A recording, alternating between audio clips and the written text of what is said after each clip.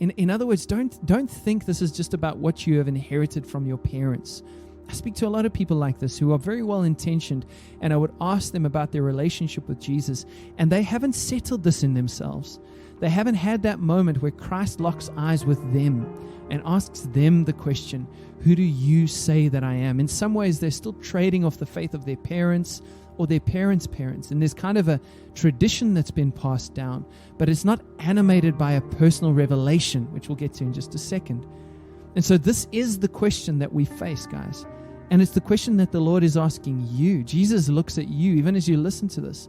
He looks you dead in the eye and he says to you, hey man, who do you say that I am? And because it's uncomfortable and confronting and because it's revealing, sometimes we can push it off, right? We can sort of deflect it and delay it for another time. But I want to suggest to you that this question is a ceiling to our journey with God. And until we face it, we won't be able to make progress past it to what lies on the other side.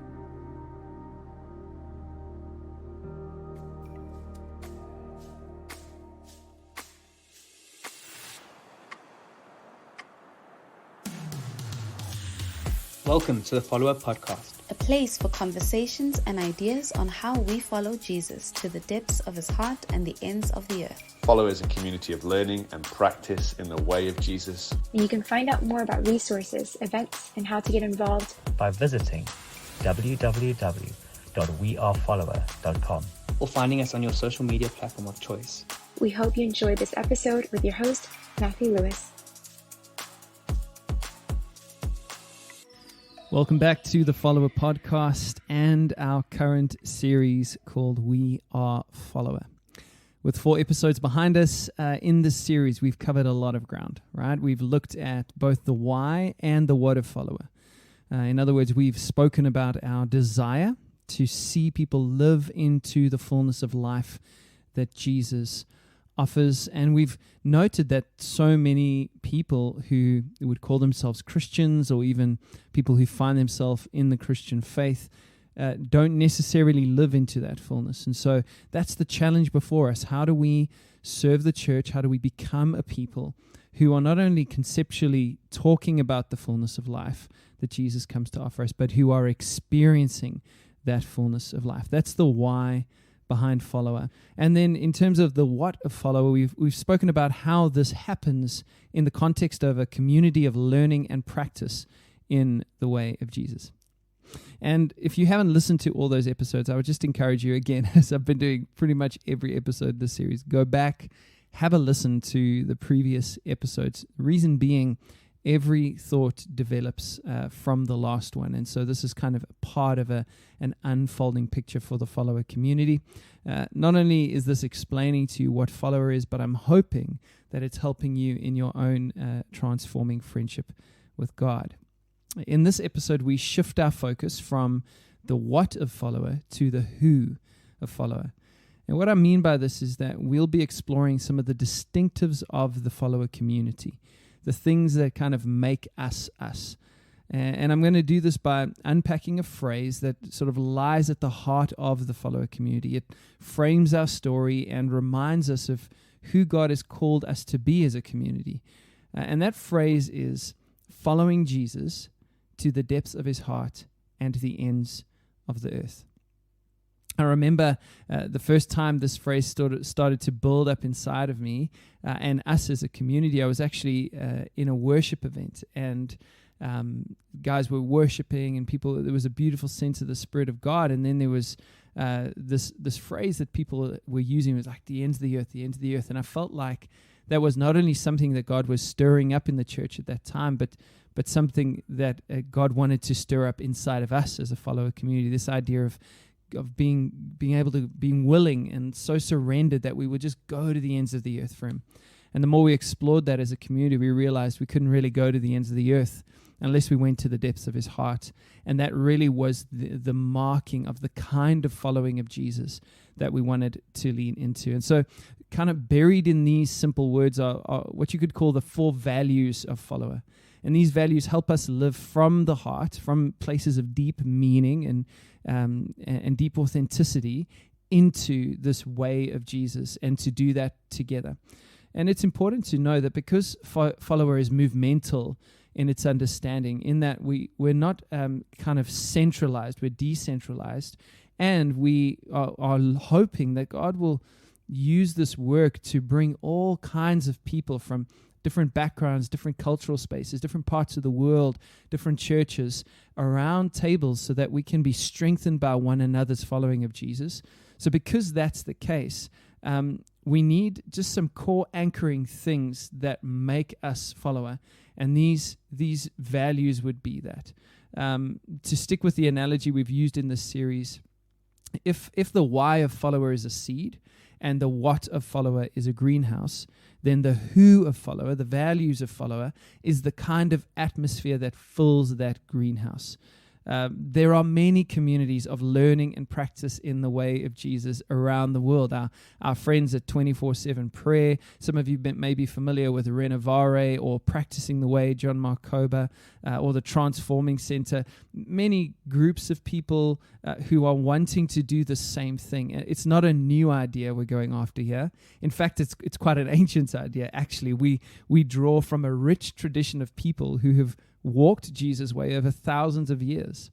But as much as we're walking a common way, we're also walking it in a certain way. So you'll know that you're at a follower table. You'll know that you're part of a follower gathering. You'll know that you're engaging in a follower resource when the environment embodies our hopes to see at least 4 things happen. For us to be a community centered on Jesus, we follow Jesus. For us to be a community who is fully surrendered, we follow Jesus. For us to be a community who are called to intimacy, we follow Jesus to the depths of his heart. And to be a community that is on mission with Jesus or missionally present in the world, we follow Jesus to the depths of his heart and the ends of the earth. And so those are the 4 ideas we're going to unpack in the next 4 episodes as we look at the who of follower. In this episode, we'll explore the first of those values, what it means to be Jesus-centered. We follow Jesus. But first, before we jump into all of that, let's just slow down. Again, wherever you are, whatever you're doing, take a moment, take a deep breath in. We don't want to just rush into these things. Apart from the awareness of the Jesus who is at the center of all these things. And we're going to open up with a prayer in the form of a poem that is actually written by Kirsten Kelly and read by Amy Dinn, who are both members of the follower community. So let's just pray together.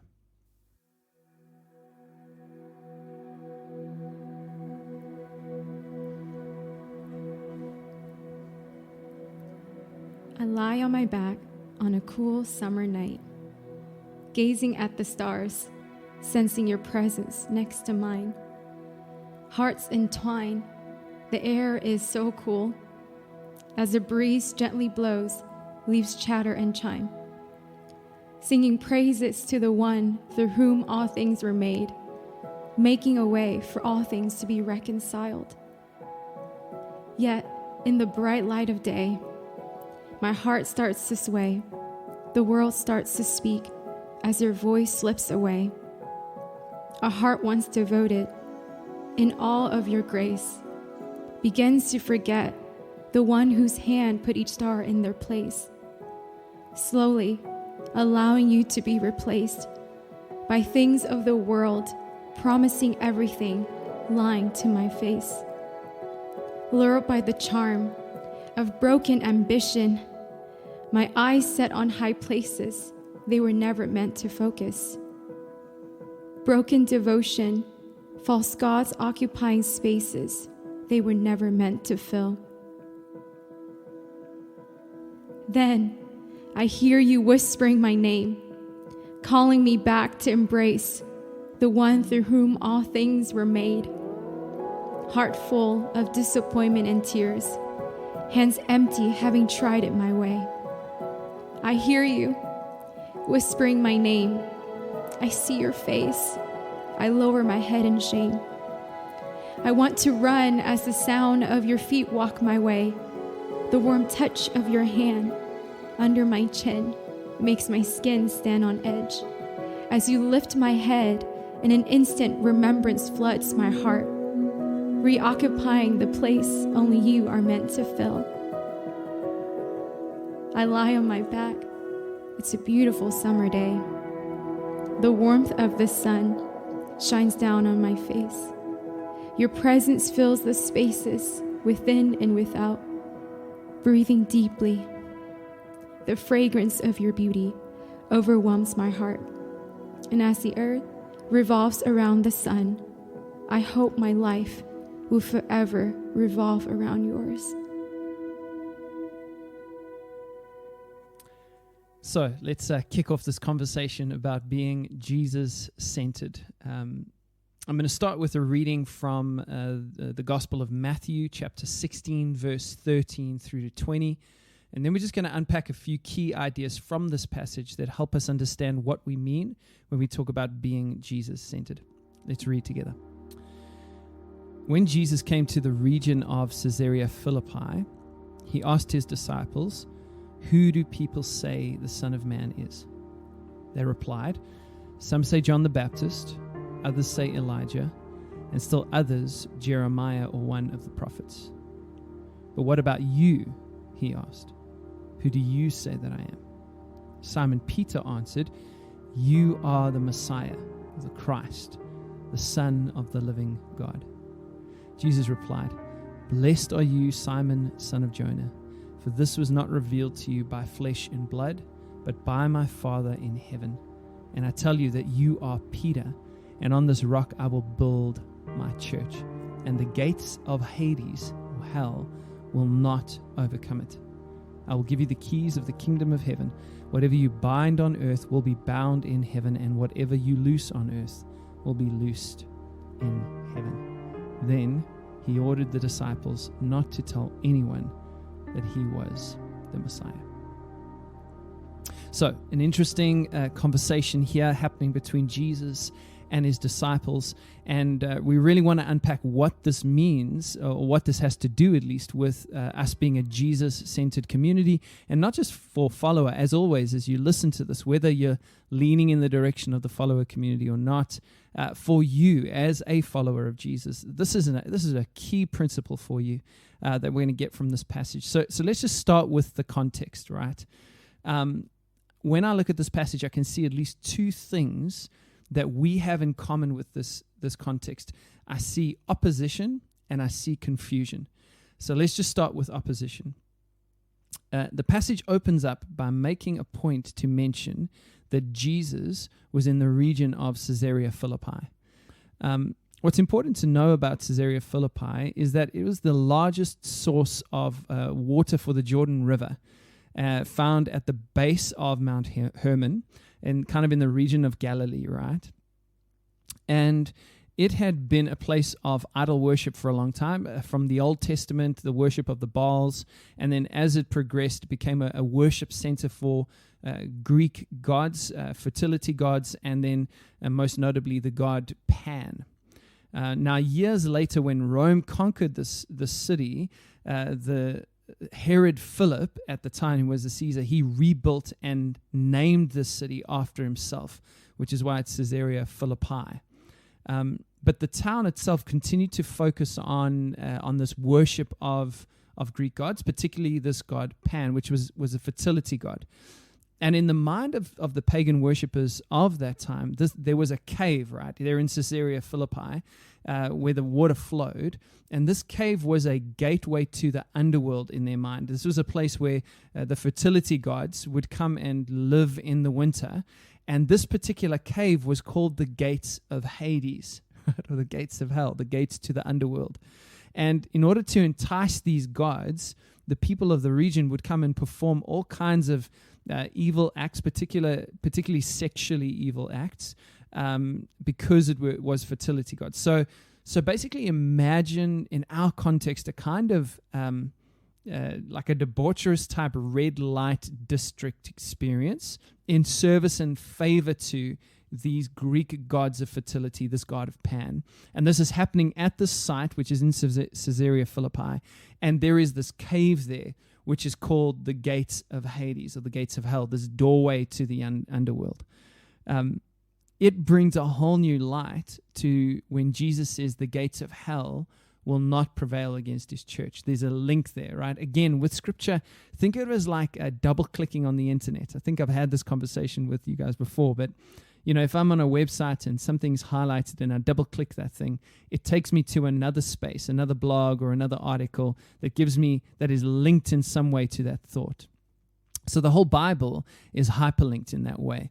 And whenever we're reading one thing, it's usually, particularly if Jesus is speaking, linking us to something else to give us deeper and fuller meaning. So it's no coincidence that when Jesus is talking about the church, and we'll get to that in a second, that he's talking about how the gates of hell or the gates of Hades will not prevail against the church.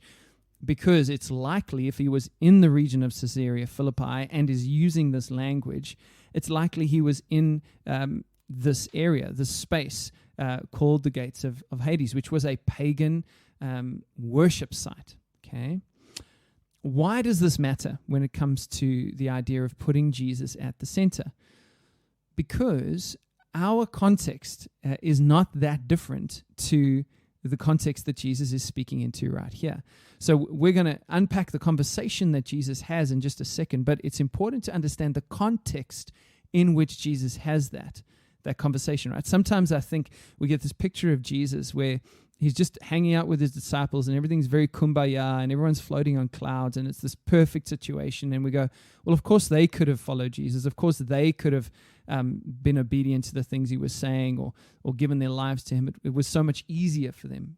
But actually, definitely not the case, right? We can so relate to what it means to be in a community or a context or a society that is in ideological and spiritual opposition to the things of Jesus. Now, we might not necessarily have a cave that's called the gates of hell, although in some regions, absolutely, you walk through cities and there are idols everywhere with people sacrificing things to all kinds of foreign gods. But we have all kinds of ideological and spiritual spaces that are set up in opposition to the things of God. In other words, we could say that we live in contested space. And just to give you a heads up, we're going to use a little bit of C.S. Lewis in this episode, so I hope that's okay for you. C.S. Lewis says this about this idea of being in contested space. He says, there is no neutral ground in the universe. Every square inch, every split second is claimed by God and counterclaimed by Satan. I wanted to include this idea because I know that a lot of people who listen to this podcast, many of us are listening from sort of Western-influenced societies that are, whether we like it or not, quite naturalistic in their view. And so when we talk about putting Jesus at the center of our lives, most of us interpret that invitation purely through a sort of philosophical or moral lens. But I want to say to you that the Bible, the world of the Scriptures, the world that Jesus was in, the one that he teaches us in, was profoundly spiritual. Okay? And we live in contested space, spiritually speaking. And this includes not just sort of the world at large, but it includes our minds and our lives. So when it comes to living this life that holds Jesus at the center, one of the things that we have to do, particularly in first world, Western sort of mind-centered spaces, we have to resist this temptation of making a picnic in a war zone, right? And so many of us in the Western world are prone to do this. We fall into this trap, what C.S. Lewis again describes in the Screwtape Letters of, he's writing to Wormwood, which is like this demon in training. He says this. He says, it does not matter how small the sins are, provided that their cumulative effect is to edge the man away from the light and out into the nothing. Murder is no better than cards if cards can do the trick. Indeed, now this is important, listen here. The safest road to hell is the gradual one, the gentle slope, soft underfoot, without sudden turnings, without milestones, and without signposts. Right? The safest road to hell is the gradual one, the gentle slope, soft underfoot, without sudden turnings, without milestones, and without signposts. Many of us would call ourselves Christians and sincerely believe that, right? But we have adopted a posture that is like making a picnic in a war zone. And I want to just suggest to us that if we're going to make Jesus the center of our lives, we have to know that we are choosing to fight, in the words of Paul. And that fight is not against only flesh and blood, but against powers and principalities in the unseen world. There is an opposition, an oppositional force. The Bible would talk about the devil or the enemy, which is this roaring lion, this being whose desire it is to bring you away from the things of God, to let you do anything but have Jesus at the center, right? And in this context, they're standing there in Caesarea Philippi at a demon worship site, at a pagan god worship site. And this is where Jesus is having this discourse, okay? And so when we look around at our world, we recognize that we're standing at the gates of hell ourselves, at the gates of Hades ourselves. And again, as I've just said, maybe not in very obvious ways always, depending on where you are in the world. Maybe some of these ways are more subtle, philosophical, ideological. But these things fill the air and they pour into our minds through all forms of technology. And these things, I would go as far as to say, are animated by competing powers and principalities which are contending for our attention, affection, and ultimately our lives. So all that to say, when we start this conversation of putting Jesus at the center of our lives and what it means for that to be true in our community, one of the things we have to understand is that is not an uncontested decision. Okay, you don't just wake up and breeze into a Christ-centered life. And I don't say that to produce anxiety. I just say that for us to come back to reality. It's a kind of reality that we really do need, particularly in the Western world. Because when it comes to keeping Jesus at the center of our lives, it helps to have a clear sense of where we are and what is getting in the way of our desire to follow Jesus. And honestly, friends, it would take a concerted effort of insulation and isolation from the prevailing culture for you to believe that we are not, at least in part, standing in some version of a Caesarea Philippi in the world at the moment. You know, without making any too broad brushstroke claims here, society at large is in a very difficult and wounded place, and we have to ask ourselves, where do those woundings come from? Is this purely naturalistic, or is there something else? Is Paul right? Are we not fighting just against flesh and blood, but are there powers and principalities that are animating movements that would contend for the centrality of Christ in your life, in your family, in your society, in our world? It's good for us to know that we're in a war zone so that we don't position ourselves for a picnic.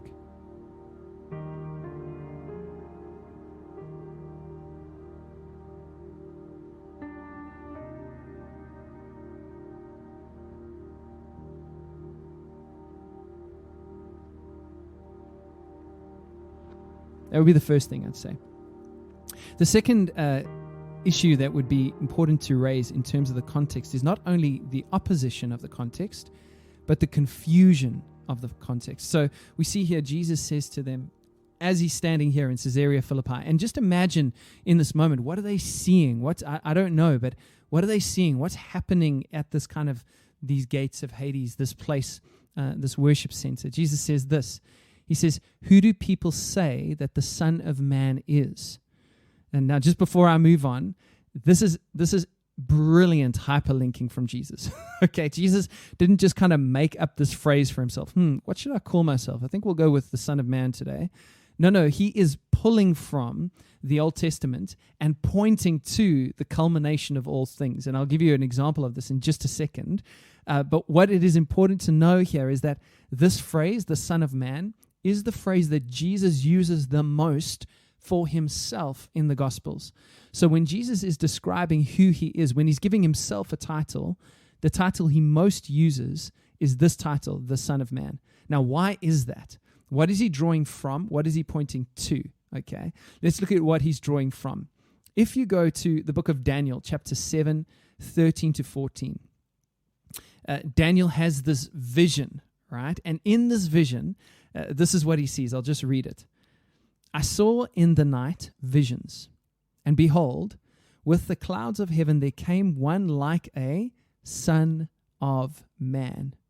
And he, the Son of Man, came to the Ancient of Days, to God, and was presented before him. And to him, to the Son of Man, was given dominion and glory and a kingdom, that all peoples, all nations, and all languages should serve him, the Son of Man. His dominion, the Son of Man's dominion, is an everlasting dominion, which shall not pass away, and his kingdom is one that shall not be destroyed. Okay, so here's Jesus constantly referring to himself as the Son of Man, now standing at a pagan worship site, which is contested ground spiritually, ideologically, culturally, and he is making a claim. Who do people say that the Son of Man is? So Jesus is not confused about himself. He's subtly and not so subtly making a declaration of his own authority in this space, drawing on the imagery from Daniel about this one who would be a Son of Man, who would be given dominion and glory and a kingdom, and all peoples, nations, languages would serve him. And this dominion that he's given is an everlasting one which will never pass away. And his kingdom is one that will not be destroyed. In other words, he's looking at all of the stuff and he's going, you see all this? I am greater than all this. So Jesus is not confused about who he is. And he's not only pulling from something in the past, he's also pointing to something in the future. When we read in Revelation chapter 14, right, and John is having this vision, and he says this, I looked, and there before me was a white cloud. Isn't that interesting that in Daniel, behold, with the clouds of heaven. Okay, then in Revelation, there's a white cloud, hyperlink, double click. And seated on the cloud was one like a Son of Man, with a crown of gold on his head and a sharp sickle in his hands. Who wears crowns, right? Kings.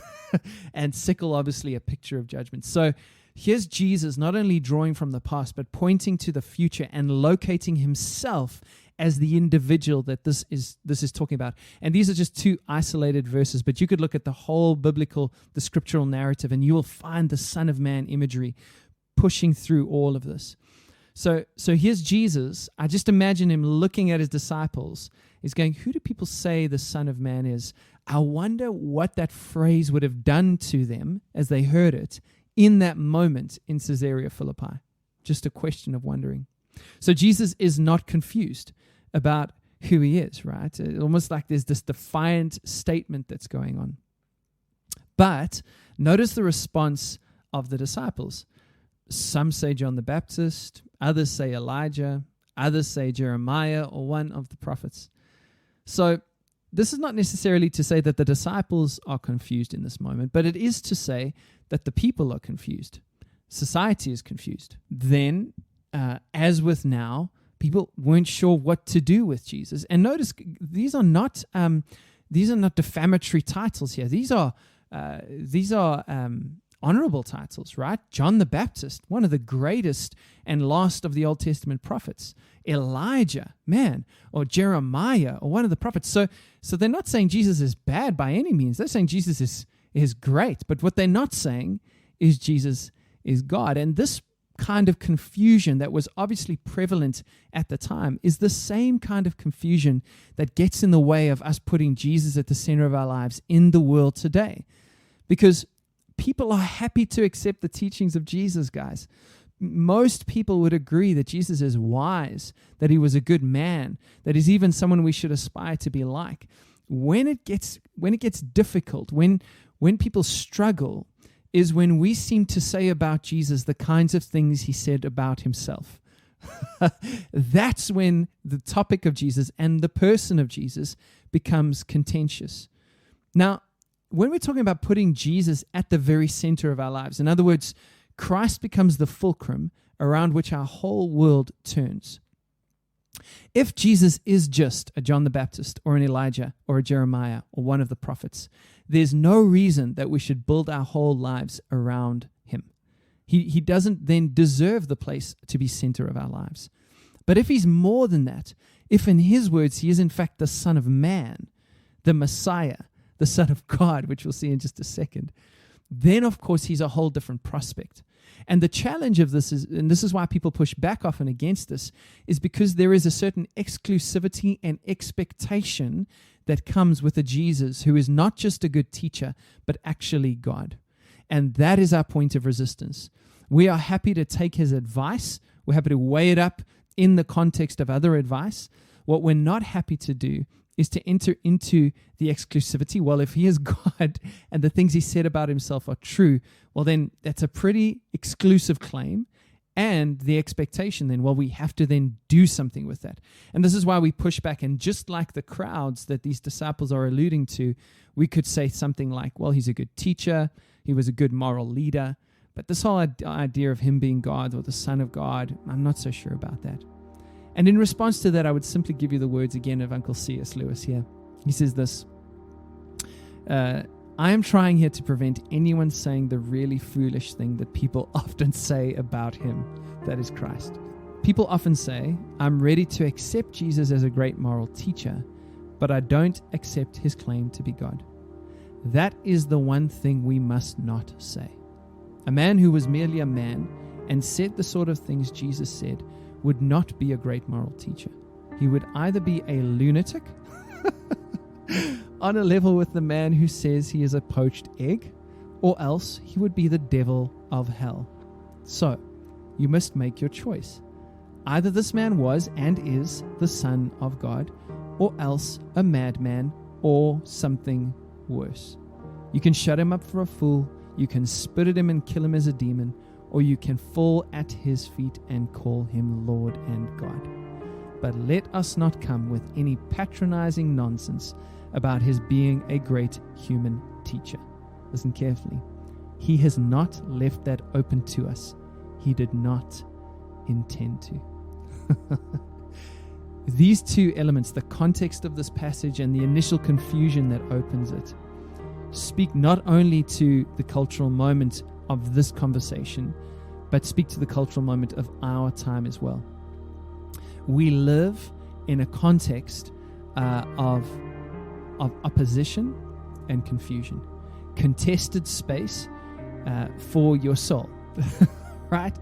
Animated by powers and principalities in the unseen world, and ideological and philosophical confusion around who this person of Jesus is. We can relate to this moment where Jesus is about to ask a very important question.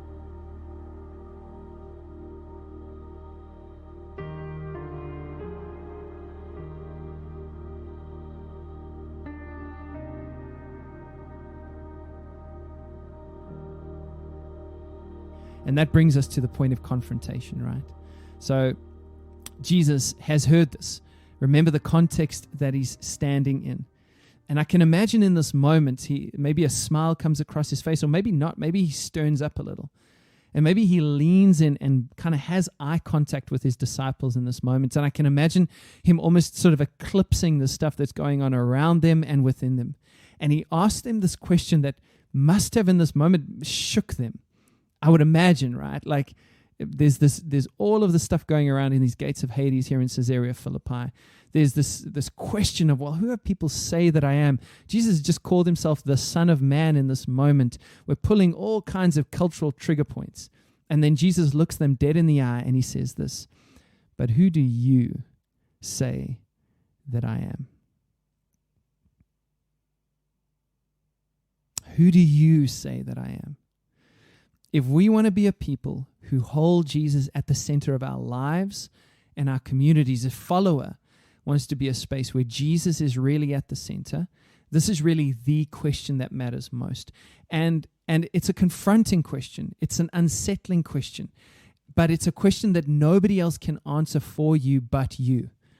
Right? Jesus is speaking to the people of Israel. It says like, man, I can raise up sons of Abraham from the rocks. Right? In other words, don't think this is just about what you have inherited from your parents. I speak to a lot of people like this who are very well intentioned, and I would ask them about their relationship with Jesus, and they haven't settled this in themselves. They haven't had that moment where Christ locks eyes with them and asks them the question, who do you say that I am? In some ways, they're still trading off the faith of their parents or their parents' parents. And there's kind of a tradition that's been passed down, but it's not animated by a personal revelation, which we'll get to in just a second. And so this is the question that we face, guys. And it's the question that the Lord is asking you. Jesus looks at you, even as you listen to this. He looks you dead in the eye and he says to you, hey man, who do you say that I am? And because it's uncomfortable and confronting and because it's revealing, sometimes we can push it off, right? We can sort of deflect it and delay it for another time. But I want to suggest to you that this question is a ceiling to our journey with God. And until we face it, we won't be able to make progress past it to what lies on the other side. And so really the question is there for you and it's there for me in the context of opposition and confusion. Jesus is not intimidated by these things, and he's not swayed by them either. He looks you dead in the eye. He looks me dead in the eye. And he says, okay, but who do you say that I am? Not who do your friends say that I am? Not who does your church say that I am? Not who do your parents say that I am? Not who does your family say that I am? Not who does your husband or your wife say that I am? Or your kids say that I am? Or your boss? Or not who does the guy on TV or the follower podcast dude say that I am? Hey, who do you say that I am? And this is a key question, and it might even do you good to pause this podcast and spend some time with that question.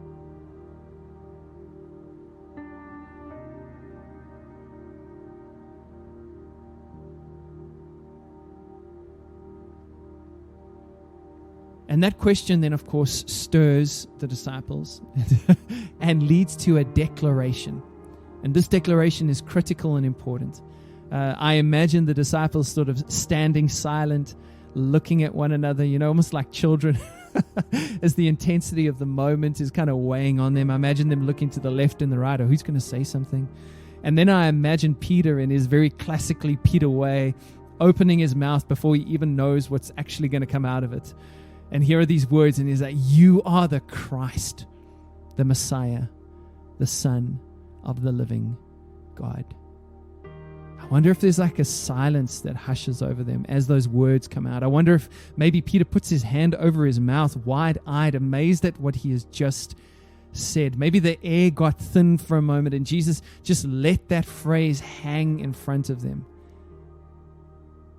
And then maybe after a moment, I imagine a smile kind of breaking across Jesus' face and his kind eyes staring back at his overzealous disciple Peter, and these words coming out of his mouth, blessed are you, Simon, son of Jonah, for this was not revealed to you by flesh and blood, but by my Father in heaven.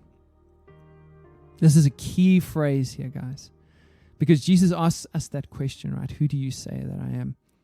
And then there is this declaration that comes pouring out of the mouth of Peter. But here is the key thing. Jesus says, this was not revealed to you by flesh and blood, but by my Father who is in heaven. In other words, what we're looking for here is not just information, but revelation. I would say, when I imagine follower tables and the different people who are going to sit around these tables, when I imagine the church of Jesus, when I imagine you listening into this podcast, I imagine people from all kinds of different backgrounds, all different life stories, all different cultures, even maybe different theological perspectives and some ideas. But what I do imagine in all of that diversity is a unity around the revelation of Christ. I would imagine that when we look into one another's eyes across those tables, we see the same fire burning. Right? This is beyond just an idea that you got from somebody else. It's beyond just a Bible verse maybe that you memorized or what your Sunday school teacher told you to say. You've had a revelation that's been given to you by the Father, and in that revelation is the blessing of God. Blessed are you, Simon, son of Jonah. Insert your name there. For this revelation that Jesus is the Christ, the Son of the living God, was not given to you by flesh. You didn't muster this up in your own strength, but this has been supernaturally poured out into you by the Father in heaven. And so I'm wondering if you've had that revelation. Right? What I'm saying, friends, is that Jesus can't only be the center of our lives philosophically or ideologically. He must be the center of our lives experientially. And I'm not making a case for some kind of emotionalism or hype. I am simply stating the obvious fact presented to us by Scripture, which is to say that what God wants to do in us and through us is supernatural regeneration of the human heart, right? He wants to resuscitate dead people. And that doesn't come just by reading a lot of books or listening to a lot of podcasts. That comes through a supernatural revelation that gets poured into us by the Father. That's the motivation. That's how we keep Jesus at the center of our lives. And listen, just after Peter said this, a couple of verses later, he goes on to stand in the way of the things of God, and he gets told by Jesus to, I quote, "Get behind me, Satan." I take such great comfort in that, because this is not just a one-time deal, right? We don't just have the revelation, make the declaration, and then we're sorted for the rest of our lives. Man, we will stumble and fall in this journey of following Jesus. Some days he'll be more at the center of our lives than others. But what I am arguing for, what I'm imploring us into, is a faith that means something. A faith that's born out of revelation, not just secondhand information. A faith that has said Christ is not just Elijah or John the Baptist or one of the prophets. No.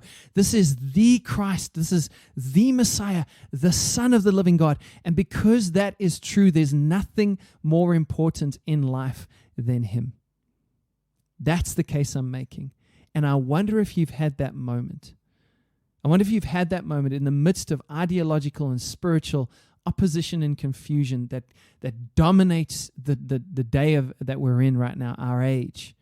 If you've stood in the midst of all of it and just for a second shut it all down, made eye contact with your Creator and heard him ask you, "Who do you say that I am?" And then by the grace of God, there has been an outpouring of the Spirit, and what has flowed up from within you, what you have believed in your heart and therefore confessed with your mouth, is that Jesus is the Christ, the Lord, the Son of the living God.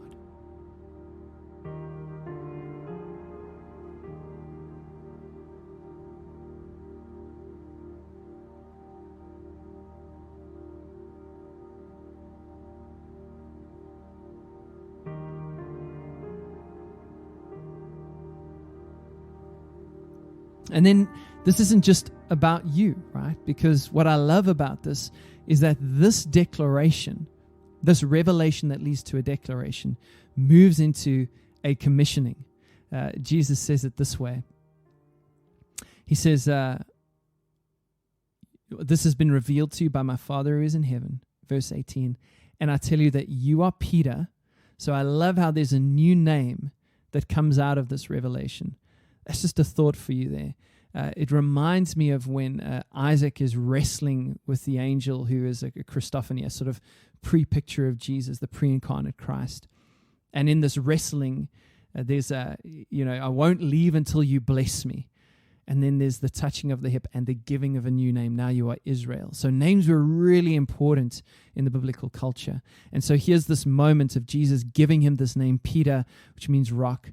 And then on this rock, I will build my church. Now there's some discrepancy, different theological streams. Some people think that Jesus is referring to Peter as the rock. Other people think that Jesus is referring to the revelation of the Christ as the rock of the church. Either way you cut it, this is a significant moment, and it's necessary as a foundation of the thing that Jesus would do. And what's really interesting is that this is the first mentioning of the word church in the New Testament. And then there, standing at the gates of Hades in Caesarea Philippi, Jesus says this, "On this rock I'm going to build my church, and the gates of hell, of Hades, will not overcome it." I wonder if you could have heard a pin drop in that moment. What is Jesus saying here, friends? He's saying, man, my conviction is on this revelation, on this supernaturally given revelation by the Father that I am the Christ, the Son of the living God, I'm going to build a people who are going to attack the very gates of Hades, and the gates of Hades will not be able to resist it. And as he's saying this in this moment, he's standing in front of a pagan worship site. Could there be anything more Banksy than that? Jesus is the ultimate performance artist. This is so powerful, right? This matters for us as the church because to keep Jesus at the center of our lives, guys, we have to recognize what the church was made for. We weren't made to be in a defensive position, hiding away in a corner while the world falls apart. Nobody uses gates as an offensive weapon. People don't take their gates to war. People use gates as a defensive measure. We lock our gates to keep attackers out. And so what is Jesus saying? He's saying, man, on this very rock of this revelation, in this very place where we can see this pagan worship and this contested space, I'm going to build a people who will attack the things of darkness, and the best defense of the darkness will not be able to overcome the attack, the onslaught of this army of people who will invade the darkness and bring light. That's the posture of this church that Jesus is building. That's what it means for us to keep Jesus at the center of our lives, at the center of our communities. We are given this ministry of reconciliation to be ambassadors of God, right? To be agents sent from one kingdom into another kingdom to declare a message. That's this picture. And then Jesus says, I will give you the keys of the kingdom of heaven, and whatever you bind on earth will be bound in heaven, and whatever you loose on earth will be loosed in heaven. So here's Jesus mirroring Matthew 28. I've been given all authority in heaven and earth, therefore go and make disciples. Or in Revelation chapter 1, he touches John as John falls dead at his feet. He says, man, don't be afraid.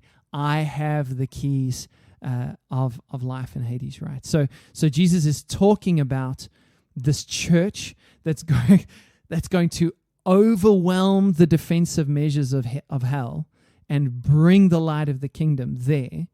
And he's saying the reason you can do that is because there's an authority that I have been given that I now give to you. I will give you the keys of the kingdom of heaven. Right? So we get built on the authority of Jesus.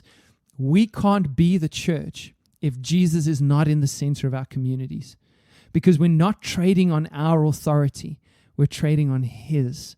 We're not moving in our power. We're moving in his. And so the centrality of Jesus, it doesn't only matter for your life, it matters for what will happen through your life and in the communities that you're a part of, and what will happen through those communities in the world that we're called to serve. When we talk about Jesus being at the center of our story, what it means to be a Jesus-centered community, this passage is what we're talking about. We recognize that now and possibly increasingly into the future, the Church of Jesus, the community of all followers of Jesus, will exist in increasingly contested and confused space. That is just going to be the norm. The age of Christendom is passing away, particularly in the Western world, and it's going to cost people to follow Jesus.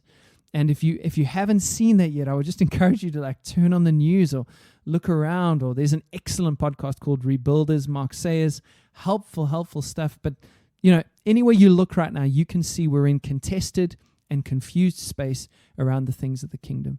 And so that's not just a new thing. That's kind of always been the case. But I do think, my assumption, this is just my thoughts, is as we move into the future, we're probably going to see that increase. Contested and confused space around the things of the kingdom. And in the midst of that, remember, God doesn't pull us out. Jesus didn't take his disciples on a picnic to an idyllic spot. He took them to Caesarea Philippi in the gates of hell. right into the hotbed of contested space. So Jesus doesn't remove us from the world. Even in John, when he's praying at the end, that high priestly prayer, he says, I don't pray that you would take them out of the world. I just pray that you would strengthen them in it, make them one in that place, right? So in the middle of this world that is both contested and confused, Jesus looks at you daily. And I do think it's a daily conversation to have with the Lord. And he says to you, hey man, who do you say that I am? And what we want in our lives, friends, if Jesus is going to be the center, is we want to seek the Father for the revelation that comes from heaven, that he is the Christ, the Son of the living God. Because built on that revelation is the blessing of God for our lives and the power of God for his church. Right? And so because we want to be both abiding in the vine and producing fruit for the kingdom, it's essential that at the center of that narrative is the declaration of the Messiah, the Christ, the Son of God, that comes to us through a revelation, through experiential, eye to eye, heart to heart, life to life time with Jesus. This is what we mean when we talk about Jesus being at the center. I'm aware, as you listen to this podcast, it's probably a little bit more intense than some of the other podcasts that you've listened to in this series, and even on the Follower podcast. It's a little bit more blunt. It's a little bit more weighted. I'm intentionally a bit passionate here. The reason for that, friends, is because I believe this is a fulcrum issue. I believe this is a hinge point issue for you and I in our following of Jesus, and then for the follower community and for the church at large. And I think, as I observe, I think this is one of those areas where maybe, in the words of C.S., we've quietly drifted away from this. We've quietly started building picnics in a war zone, and we would say that Jesus is still Lord, but I'm not so sure we're living in the vital, humming revelation of that truth.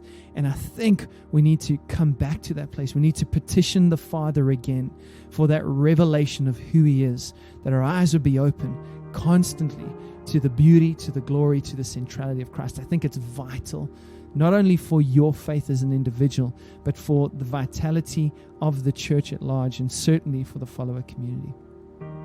So that's what we mean when we talk about Jesus being at the center.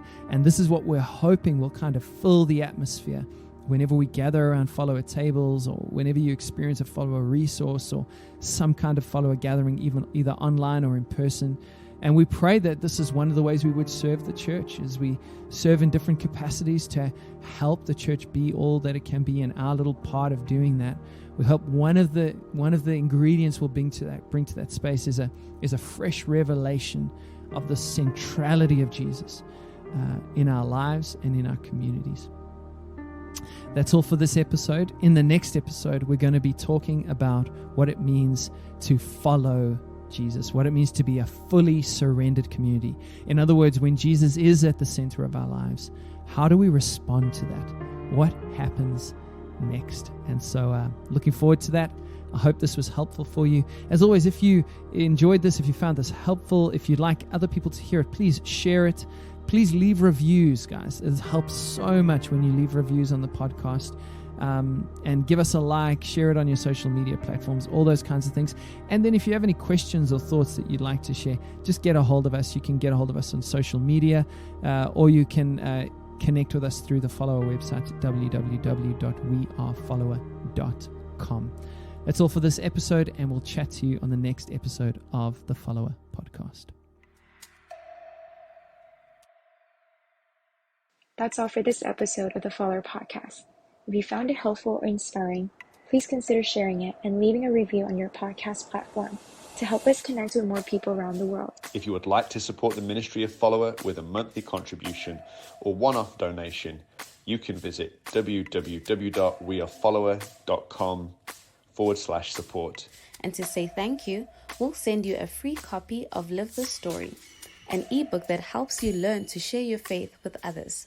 Until next time, may you follow Jesus to the depths of his heart as he helps you share his love wherever you go. From the ground beneath your feet to the very ends of the earth.